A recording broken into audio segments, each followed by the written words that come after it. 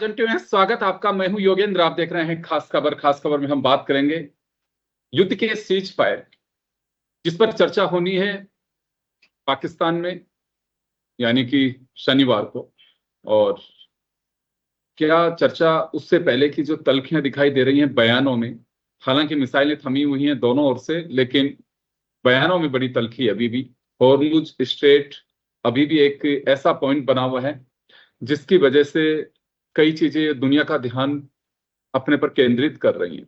दूसरी ओर दक्षिण लेबनान पर इजराइल के अटैक्स, ईरान का ये कहना है कि लेबनान भी शामिल होगा। लेबनान शामिल का मतलब है कि हिजबुल्लाह शामिल होगा, और हिजबुल्लाह को बर्दाश्त नहीं करना चाहता इजराइल। खैर चलिए, बहुत सारे प्रश्न भी होंगे, कई चीजें सामने आएंगे। हमारे साथ हमारे विशेषज्ञों का पैनल, जो 28 फरवरी जिस दिन से युद्ध हुआ लगातार हमारे दर्शकों का मार्गदर्शन कर रहा है। हमारे साथ पूर्व आईएफएस गौरीशंकर गुप्ता साहब हैं, जो राजनयिक भी रहे हैं ईरान में और कई देशों में रहे, उन्हें विदेश मामलों का काफी ज्ञान है। लेफ्टिनेंट जनरल कटेवा सर हमारे साथ में हैं। एयर कोमोडोर चंद्रमौली सर हमारे साथ हैं। सभी का स्वागत है।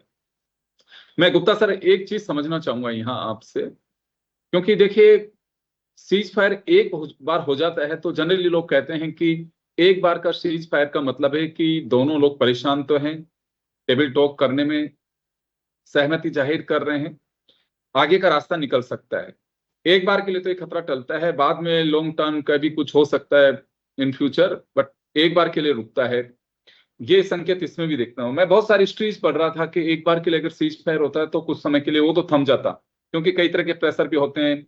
उससे फ्री होकर के आदमी सोचता भी है कि यार क्या हासिल होगा, हम उनके मारेंगे, वो हमारे मारेंगे, कुछ अच्छा। ईरान और अमेरिका वाले युद्ध को लेकर के हमारे पैनलिस्ट आप लोगों ने एक बात कही भी थी कि ये ऐसा युद्ध है ना तो कोई जीतेगा ना कोई हारेगा। इसमें जो जान चलेगी, जिसकी चलेगी, जिसका जो मलबे में तब्दील इमारतें हो जाएंगी वो हो जाएंगी, वो आपके लिए एक मुसीबत जरूर होगी। आर्थिक रूप से आपके सामने परेशान, लेकिन युद्ध डिसाइड नहीं होगा कि जीतेगा कौन इसके अंदर, ये बात तय मान के चलिए। खैर, अभी क्या लगता है सर आपको कि जो तल्खियां बयानों में दिखाई दे रही हैं, ये टेबल पे जाने से पहले एक कोई रणनीति का हिस्सा है, या फिर अक्सर ऐसी चीजों में ये सब बयानबाजी तो चलती रहती है? नमस्कार योगेंद्र जी, नमस्कार हमारे दोनों को पैनलिस्ट को भी। देखिए, हमारा जो एक्सपीरियंस है डिप्लोमेसी में वो ये कहता है कि इस तरह की बयानबाजी चलती रहती है और आपस में एक दूसरे की साइड जो है वो अपना जो मैक्सिमम प्रेशर दूसरे पे बनाना चाहते रहते हैं। तो ये एक स्ट्रेटेजिक मूव भी होता है और साथ में ये अपनी एक क्या कह सकते हैं, अपनी अभिव्यक्ति, अपने डिमांड्स को प्रेजेंट करने का तरीका भी होता है। अब इस युद्ध विराम में मैं आपसे बिल्कुल सहमत हूं कि दोनों साइड्स परेशान हो चुकी हैं। करीब करीब 39-40 दिन के युद्ध के बाद में ईरान में बहुत तबाही हुई है। वो पूरी तरह टेलीविजन स्टेशंस पे आई नहीं है, क्योंकि वहां पे मीडिया इतना स्वतंत्रता से जा नहीं पाया है और रिपोर्ट नहीं कर पाया है। नेचुरली वहां पे लाखों लोग बेघर हो गए हैं। दूसरी तरफ इजराइल में भी काफी तबाही हुई है, जिसको मीडिया ने काफी प्रोजेक्ट किया है। और साथ में इजराइल ने जो लेबनान में किया है वो भी काफी, उसमें भी करीब अब तक ऐसा लग रहा है कि करीब 2000 लोग की डेथ हो चुकी है। क्योंकि अभी जो लेटेस्ट मूव था उसके अंदर करीब करीब 300 350 लोगों की डेथ हुई है। ईरान में भी ये कहा जा रहा है कि करीब 2500-3000 लोगों की डेथ हो चुकी है अभी तक।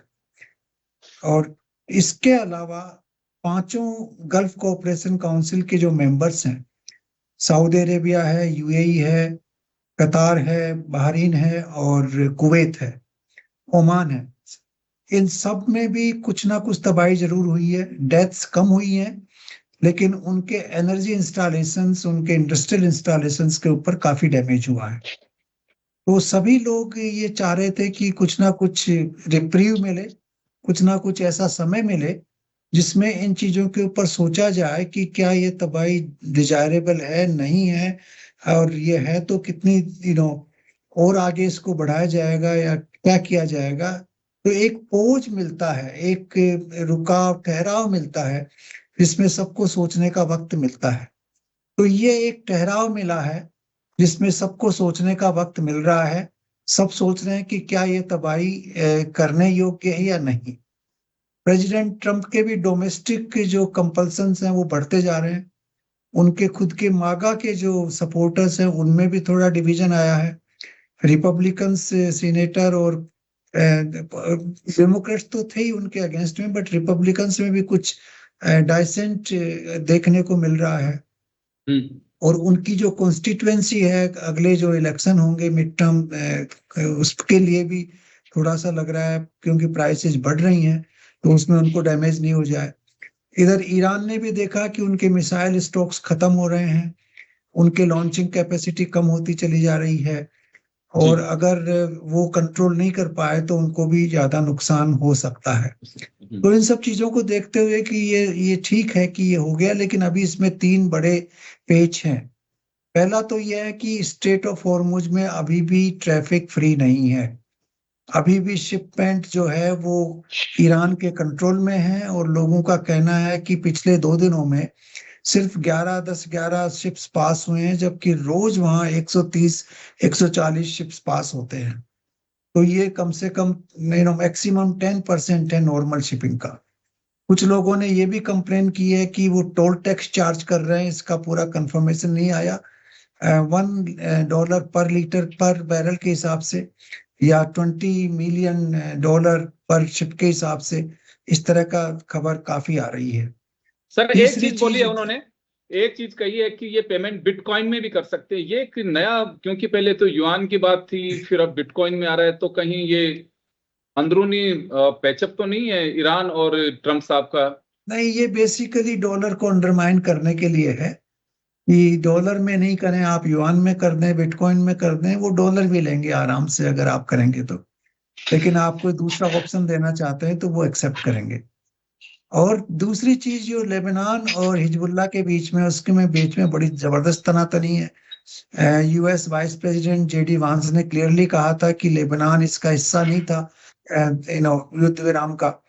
और ये चीज इजराइल ने भी कंफर्म की है, और वो जो कैरोलाइन है इनकी प्रेस सेक्रेटरी प्रेसिडेंट ट्रम्प की, उन्होंने भी बड़ा कंफर्म किया है कि ये उनका हिस्सा नहीं था। उसके बाद आपने देखा होगा कि पाकिस्तानी डिफेंस मिनिस्टर का एक ट्वीट था जिसमें इजराइल को उन्होंने कैंसरस या पता नहीं किस किस तरह की बड़ी डिग्रेडिंग लैंग्वेज यूज की थी, और उसके ऊपर काफी घमासान हुआ, और बाद में उन्होंने उस ट्वीट को डिलीट कर दिया।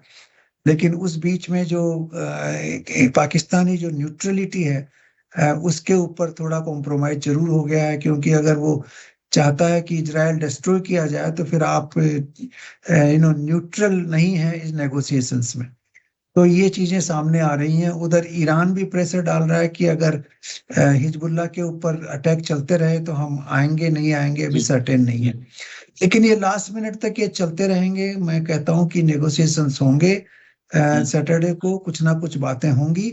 लेकिन सबसे बड़ा चीज ये है कि नेगोशिएशन किन पॉइंट्स पे होगा, क्योंकि वो जो 10 पॉइंट जो हैं वो उनमें कोई क्लैरिटी नहीं है, उनके ऊपर बहुत विवाद है, और उनके ऊपर एक पहले राय बनानी पड़ेगी कि ये पॉइंट्स हैं, इनके ऊपर हम इस ऑर्डर में नेगोशिएशंस करेंगे। अगर उस ऑर्डर का निश्चय हो गया और वो पॉइंट्स दोनों साइड एग्री हो गए, तब मेरे ख्याल से लगता है कि कुछ बात आगे बढ़ सकती है। अन्यथा तो ये मीटिंग जो है वो आगे नहीं बढ़ पाएगी, उसमें क्या कहते हैं, पूरी तरह से रुकावट आ जाएगी। मैं वापस लौटता हूं सर आपके पास में, बिल्कुल निश्चित रूप से। लेकिन दूसरी तरफ ये बात है कि जब जेडी वेंस वहां से रवाना हुए हैं, ईरान के भी जो स्पीकर हैं वो और विदेश मंत्री दोनों भी रवाना वहां पहुंचने वाले हैं, शायद पहुंच गए होंगे। अराइवल वीजा देगा पाकिस्तान सभी को जो इस वार्ता में हिस्सा लेने के लिए आएंगे उनको। एक चीज जरूर यहाँ बीच में आ रही है कि क्या कुछ पॉइंट्स पे सहमति बनी है तभी चर्चा के लिए आ रहे हैं, और दूसरा ये जो गैप है, क्योंकि अगर वार्ता नहीं होती है तो सब स्वतंत्र है, कल से ही वापस से एक दूसरे के खिलाफ हल्ला बोल हो सकता है। लेकिन ये मुझे लगता है कि जैसे आपने भी कहा कि दोनों तरफ से ही तंग हैं, तो बड़ी परेशानी में है, तो ऐसे में थोड़ा सा मुश्किल दिखाई दे रहा है। मैं कटेवा सर आपके पास में आना चाहूंगा, क्या सीज फायर का एडमिनिस्ट्रेटिव लेवल पर ये चीजें डिसाइड होती हैं कि सीज फायर करना है, क्योंकि सरकारें होती हैं डेमोक्रेटिक सिस्टम में। सेना ये तय नहीं कर पाती है कि हाँ क्या करना, लेकिन सेना ऑपरेशनल मोड पे रहती है। हमने ऑपरेशन सिंदूर को भी देखा कि बॉर्डर पे हम लोग डटे रहे और आज भी वो स्थगित है, उसे खत्म नहीं किया गया है। तो ऐसी पोजीशन में क्या अलर्ट मोड के साथ साथ, जैसे ईरान के मिसाइल्स का जिक्र किया सर ने, इजराइल के पास में भी जो ड्रोन्स और इनकी जब चीजें होती हैं, क्योंकि आप यूज करते हैं तो कमी तो सभी के पास में होती है। इस दरमियान क्या कुछ और चीजें जुटाई जा सकती हैं, सप्लाई हो सकती हैं, या कुछ लेकुनाज हैं उन पे एक्सरसाइज फौज करती है कि हाँ अगर इन केस ए जो हमारा ऑब्जेक्ट है अगर वो खारिज होता है तो बी के लिए हमें अलर्ट रहना चाहिए। यानी कि वार्ता अगर खत्म हो जाती है और खारिज हो जाती है तो हमें बी मोड का मतलब है कि वापस से हमें वही ऑपरेशनल बोर्ड पे आना है, युद्ध के पे। तो क्या बीच में तैयारी चलती है कि खामोश हो जाता है सब कुछ, कि तोपे भी खामोश हैं, अब बिल्कुल मिसाइलें भी नहीं गरजेंगी? ये सब कुछ होता है कि फौज अपने स्तर पे तैयारी करती है। मैं ये जानना चाह रहा हूँ कि फौज तो सब जगह एक है, सबका एजेंडा एक तरह का होता है और उनका ऑपरेशनल मोड भी एक ही होता है, क्योंकि ऊपर का आदेश होता है, सामने कुछ नहीं दिखा देता। तो ये जो चीजें होती हैं सिर्फ एक टारगेट ही दिखाई देता है। इस दरमियान आपको लगता है कि कुछ इस तरह की भी एक्सरसाइज चल रही होगी? हाँ, पक्का बात है, बिल्कुल आपने ठीक असेसमेंट किया है योगेंद्र जी। जब भी बीच में ऐसे लड़ाई में लल आता है, बीच में रुकावट होती है, तो जो अम्यूनिशन खत्म हो गया है उसका जो मेंटेनेंस रिजर्व्स है, जो जनरल स्टाफ रिजर्व्स है, इस तरह की चीजों को पूरा करते हैं। और आपने देखा होगा कि कोई भी बैकवर्ड मूवमेंट नहीं हुआ है अमेरिकन फोर्सेस का इस सीज फायर के दौरान।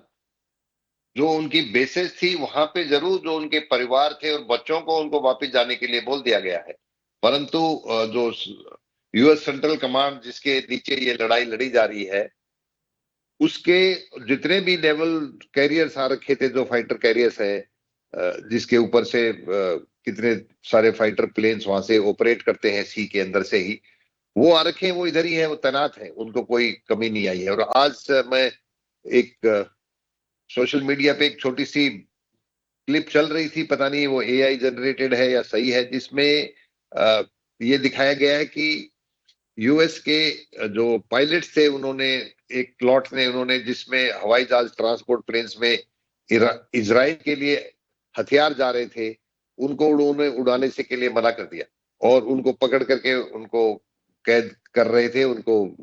ऐसा एक छोटा सा क्लिप सोशल मीडिया पे चल रहा है।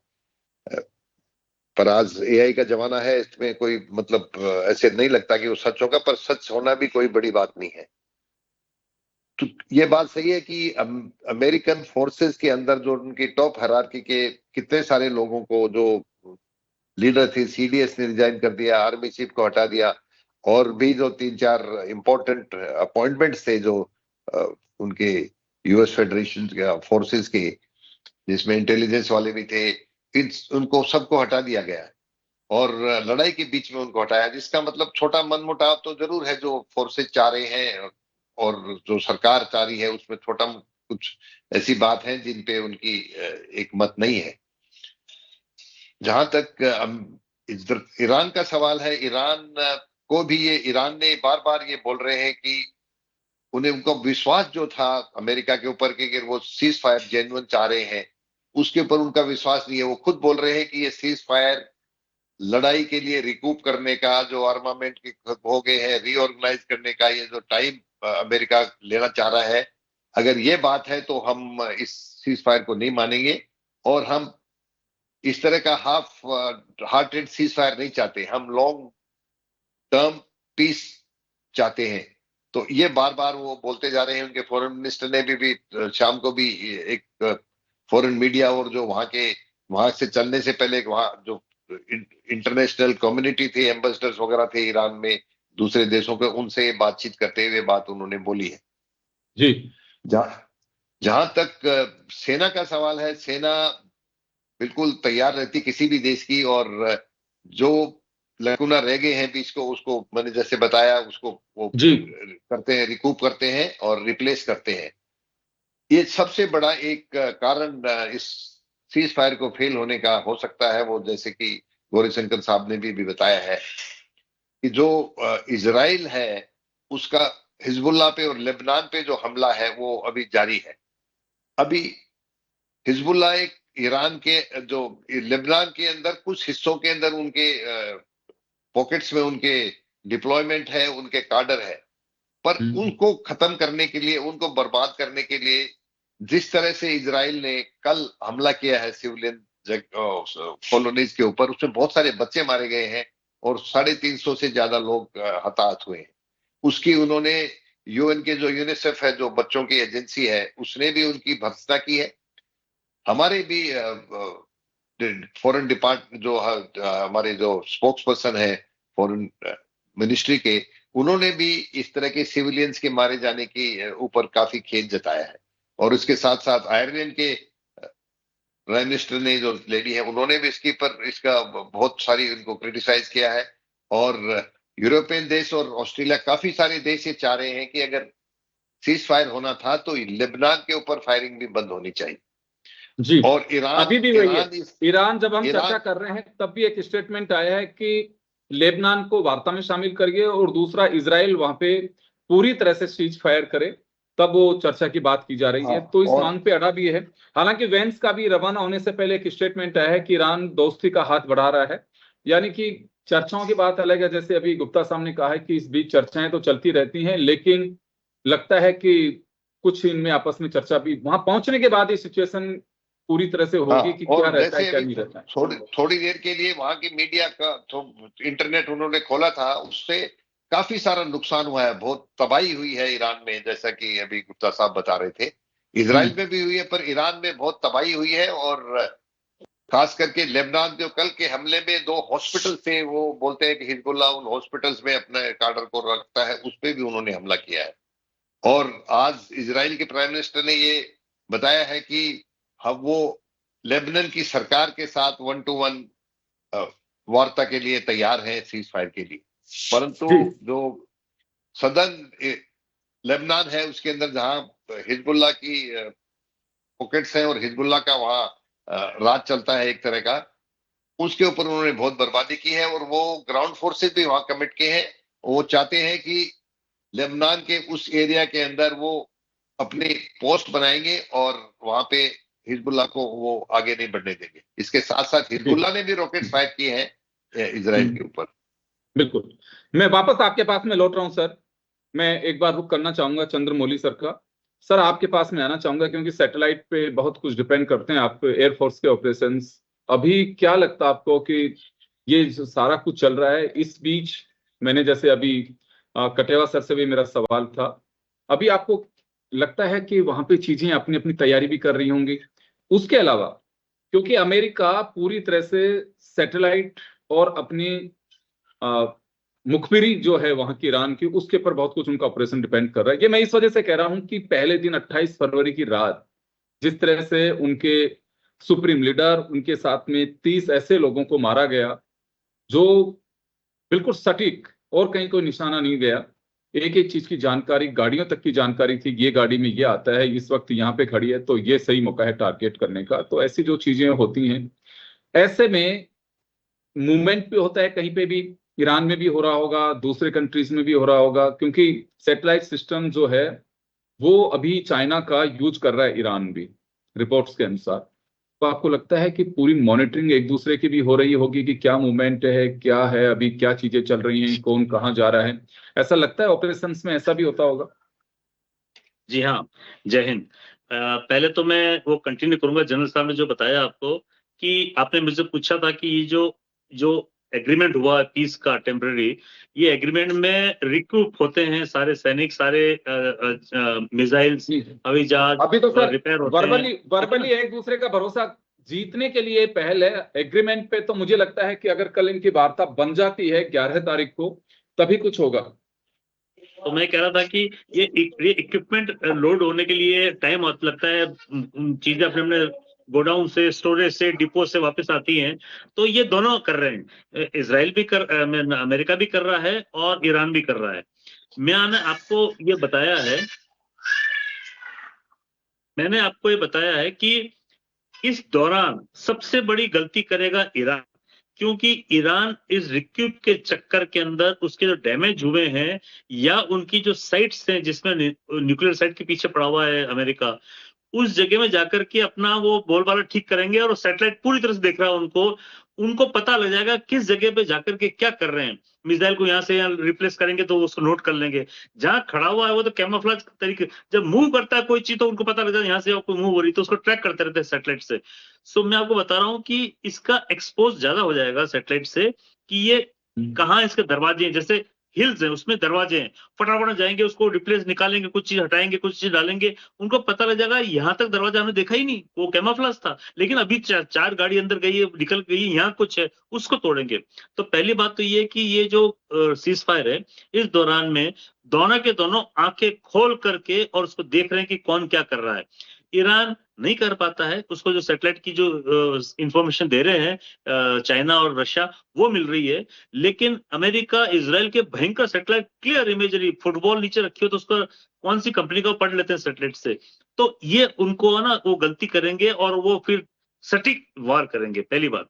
दूसरी बात आपने पूछी सैटेलाइट के बारे में, हाँ सैटेलाइट जो उनकी जो हाई कमान को जो मारा है, ये सैटेलाइट नहीं देख पाता, हाई कमान नीचे बैठी हुई है, सैटेलाइट नहीं है, वो मोसाद और सीआईए के एजेंट वहां बैठे हुए ईरानी, मैंने कहा ना वो कि कहते उनके हैं हाँ अपने भाई साहब मुखबिर बुकिंग जो होने हैं। वाली है, हाँ भाई साहब ये वहां जा रहे हैं, हाँ भाई साहब ऐसा, तो ये पैसे के चक्कर में या किसी चक्कर के अंदर ये इंफॉर्मेशन देते हैं, उसकी लोकेशन, एग्जैक्ट लोकेशन देते हैं कि ये इस जगह पे मीटिंग हो रही है, फिर वो अगर वो फुटबॉल फील्ड जितना बड़ा एरिया है तो पूरे को नष्ट कर देते हैं, अगर सटीक लोकेशन मिल गई है तो उसी जगह पे बम गिरा देते हैं। तो सैटेलाइट का खेल बहुत ज्यादा है। और आपको ये भी बता दूं कि कई बार लोग अंदर छुप करके और सोचते हैं कि हम सेफ हैं, बंकर में नहीं, घर के अंदर छुप करके या झोपड़ी के अंदर छुप करके, सेफ नहीं है। इजराइल का एक मूवी, आज के 25 साल पहले की बातें कर रहा हूं, कि आप दीवार के इधर कोई इंसान खड़ा हुआ है तो पीछे से थर्मल इमेजरी से पता कर लेते हैं कि इस जगह पे गर्मी है और ये बंदा इस दीवार के पीछे खड़ा हुआ है, इधर से पता, तो यहीं से मारते हैं तो बंदा पीछे से वो मर जाता है। तो ये इतनी एडवांस टेक्नोलॉजी है। तो आप जो बता रहे हो बिल्कुल सही बात है कि सैटेलाइट का पूरा पूरा अब इस टाइम में फायदा लिया जाएगा कि कौन कहां से किधर मूव कर रहा है। ईरान गलती करेगा और ये वहां जाएगा कुछ निकालने के लिए, कुछ रिप्लेस करने के लिए, जो अब तक पता नहीं था, वो दरवाजा खोलेगा उसको और ये ट्रैक कर लेंगे। और लास्ट बात मैं आपको बताना चाहता हूं कि ये सीज फायर तो फेल होने वाला है ही है। क्यों?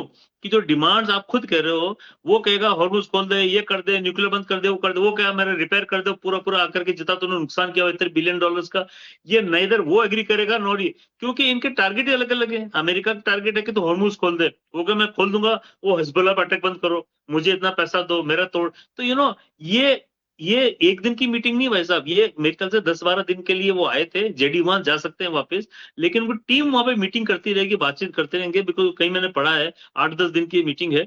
एक दिन में तो नतीजा होना ही नहीं होना है। कोई नहीं कह रहा अच्छा भाई सीज फायर करते हैं, चलो जो हो गया हो गया, नहीं होगा। ईरान छोड़ेगा नहीं कि जब तक मेरे को पैसा नहीं देगा रिपेयर करने का, रीबिल्ड करने का, तेरे को छोड़ेंगे नहीं इसको, बिकॉज तोड़ा उसको, उसके उधर आके तोड़ा हुआ है।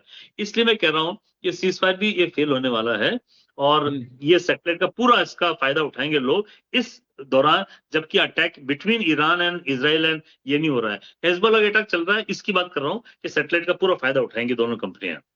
जी, तो चलिए, आपको लगता है कि ये टेबल टॉक संभव तो है, लेकिन इसका रिजल्ट नहीं। निकलेगा, इसमें आप आश्वस्त नहीं है कि ये रिजल्ट फेल हो सकता है, आपका ये प्रिडिक्शन है इसके अंदर? चले, मैं एक बार एक मिनट के लिए गुप्ता सर का और सभी का रुख करना चाहूंगा। सर, क्या लगता है आपको कि टेबल टॉक के लिए, क्योंकि अभी मैं देख रहा हूँ मुस्तफा जो हैं उन्होंने ये कह दिया है साफ साफ कि जो ईरान के सुप्रीम लीडर हैं, एक एक जो अपराध है उसकी कीमत चुकानी होगी, उसके अलावा पूरी तरह से जो हमारा जो भी कुछ तहस नहस हुआ उसकी कीमत देनी होगी।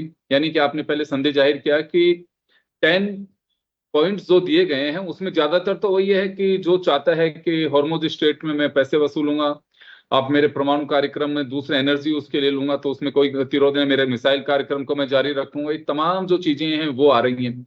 तो ऐसे में आपको लगता है कि क्योंकि जेडी वेंस का आना कुछ संभावनाएं बनी होंगी, दोनों चीजें भी मुझे दिखाई दे रही हैं कि बैठ भी सकता है ये और मुश्किल भी लगता है, तो आपको क्या लग रहा है इसमें सर, जो सिचुएशन बयानबाजी के बीच आ रही है? क्योंकि अभी मैं चैनल जन टीवी पे ही देख रहा हूं कि मुस्तफा खामने ने साफ कहा है कि जो चीजें हुई हैं वो हमें देनी होंगी। दूसरा, निर्णायक विजेता ईरान रहा है, तो ये सब चीजें टॉक से पहले फिर आगे बात बन पाएगी ऐसे में।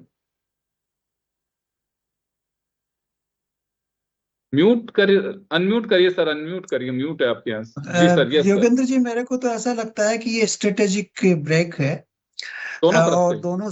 दोनों साइड जो हैं अपने आप को रिकवर करेंगी, अपने आर्म्स अम्यूनिशन को रिप्लेनिश करेंगी, जो रिपेयर मेंटेनेंस है उसकी पूर्ति करेंगी और नई सप्लाईज को ऑर्गेनाइज करेंगी, इंटेलिजेंस को और ज्यादा स्ट्रेंथन करेंगी। ये सब चल रहा है, बिल्कुल पर्दे के पीछे नहीं, पर्दे के बिल्कुल सामने चल रहा है और दोनों साइड्स को पता है कि ये होगा। अब जो जहां तक टॉक्स का सवाल है, मेरे को तो देखिए, पर्सनली स्पीकिंग, मेरे को तो आसार सफलता के कम नजर आ रहे हैं, क्योंकि पहली चीज तो कि ईरान एनरिचमेंट का राइट रखेगा नहीं रखेगा, ये एक बहुत बड़ा मुद्दा है। ईरान उसको बिल्कुल अबेंडन नहीं करना चाहेगा और यूएस उसको बिल्कुल देना नहीं चाहेगा, पहली चीज। दूसरी चीज, रिपेरेशन का तो प्रश्न ही पैदा नहीं होता। यूएस तो बिल्कुल किसी भी रूप में उनको रिपेरेशन देने का प्रश्न पैदा नहीं देगा, एक्सेप्ट ही नहीं करेगा, और एक्सेप्ट करेगा इसका मतलब ये ह्यूमिलिएटिंग डिफीट होगी यूएस के लिए। तीसरा चीज जो है, स्टेट ऑफ हॉर्मुज पे अभी ईरान ने अभी भी कब्जा बनाया हुआ है, जबकि कंडीशन ये थी कि ये खुल जाए। अगर स्टेट ऑफ हॉर्मुज ईरान के पास रहेगा तो ये हमेशा की परपिचुअल प्रॉब्लम आएगी। सारे के सारे तो गल्फ स्टेट जो हैं वो बड़े परेशान होंगे, उनका सारा फॉरेन ट्रेड ईरान के उसमें कंट्रोल में आ जाएगा।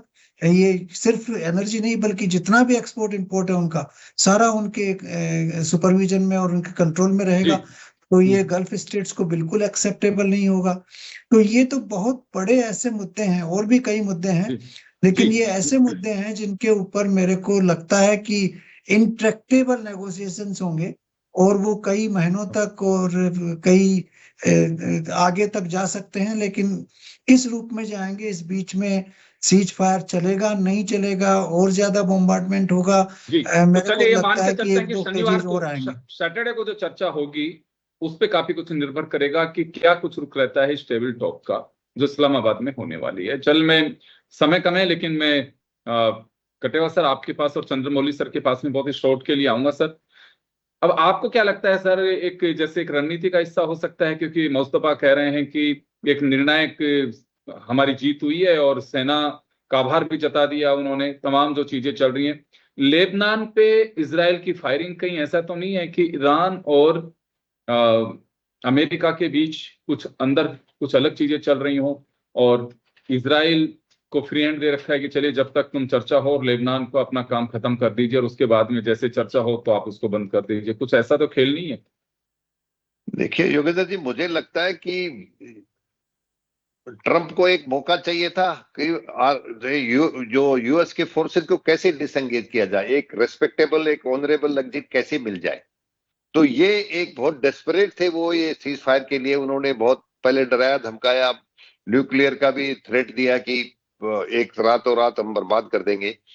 और मुझे लगता है कि ये जो कल की वार्ता है, ये क्योंकि पाकिस्तान में सिक्योरिटी का बड़ा प्रॉब्लम है, तो 2 दिन के लिए पाकिस्तान में छुट्टी कर दी गई है इस काम इसको सिक्योरिटी देने के लिए कि कोई मूवमेंट नहीं होना चाहिए उस जगह के ऊपर। तो मुझे लगता है कि ये पहली जो मीटिंग होगी इसमें कुछ हासिल नहीं होगा और ये जरूर फिर आगे के लिए कोई डेट फिक्स करेंगे और ये जो सीज फायर है इसको फिर से 1 या 2 वीक के लिए फिर से बढ़ा देंगे, ऐसा कुछ अरेंजमेंट वो करेंगे। सिर्फ हॉर्मोज स्ट्रेट है उसको एक ये सबसे बड़ा हथियार ईरान के पास आज के दिन आ गया और ये पूरी दुनिया पे फर्क पड़ रहा है।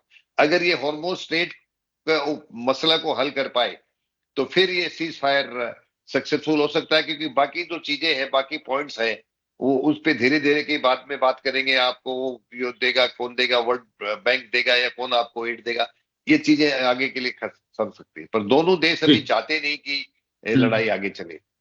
बिल्कुल। चंद्रमौली सर आपके पास में आना चाहूंगा। पाकिस्तान भी इस पूरे जाल में फंसा हुआ है अभी फिलहाल, क्योंकि उसकी भी सांसें फूली हुई हैं कि ये पंगा तो ले लिया लेकिन अब ये क्या कुछ होगा, क्योंकि दोनों तरफ से उसको भी सुनने को मौका मिल सकता है, क्योंकि वहां से भी जिस तरह से पोस्ट कई आई हैं उसको लेकर के यूएस ने नाराजगी जताई है। तो हमें शनिवार तक का इंतजार करना चाहिए कभी?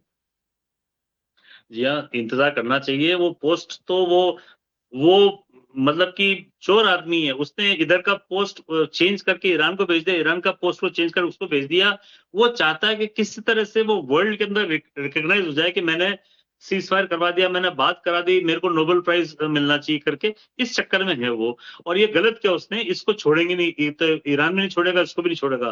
खैर, अभी जब वार्ता हो रही है और सिंस वाइस जेडी वांस वहां पे आ रहा है, इसलिए इसराइल भी कह रहा है कि जैसा आपने बताया कि वो वार्ता जरूर बैठेंगे, पर वार्ता फिजल आउट हो जाएगी और ये आगे चलने वाली वार्ता है नहीं, क्योंकि दोनों तरफ से डिमांड इतनी ज्यादा है। इसलिए मैं कह रहा हूं आपको कि जी। ये एक्सटेंड करेंगे, जैसे जनरल साहब बताया, इसको एक्सटेंड कर सकते हैं।